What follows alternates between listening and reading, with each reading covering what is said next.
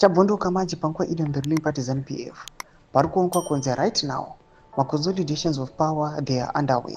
Panguva ino yatoona kuti ZANU-PF yatotarisira ma2027 elective congress ichaitiwa avo vanhu vakamirira kuenda kuma2028 elections. Avo ari kuonekwa panguva ino zvichinzi ari debatable anokwanisa kukanzurwa due to amendment constitution. Zambina mashuko blanyorwa panapa ndobo subscribe or like on the bell icon. Timina mkozo munowaziva into unity yavo nofambira nawo dzinenge dzichiitika ku background issues of corruption. Abdanya chiti as it stands, the ruling party ZANU-PF will go for a congress in 2027 to elect a new leader, paving way for the 2028 elections.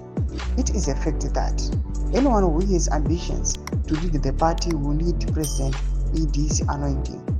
However, that is if the 2030 resolution number 1 has not passed. Tomasho ari kuda panguva ino yari kuonekwa kunzi aiwa sezvanokuzikanwa vanhu vakaita sana VP Kosano Chiwenga vari kutomobilize aiwa for the upcoming congress muna 2027. zviri kutoonekwa vakaonekwa vachienda kunana ET vachienda kunana Rome. Zvinhu zvaionekwa nevanhu panguva ino, but kuri kunzi they will go ku elective congress muna 2027 kana the resolution number 1 ye2030 aiwa isina kukanzurwa. Zvairi kuonekwa kuti ndo iri kudominata. Pana vanhu vanopinda vachikomenda, kuna vamwe vanopinda vachiti in ZANU-PF they don't elect leaders, they impose some from army.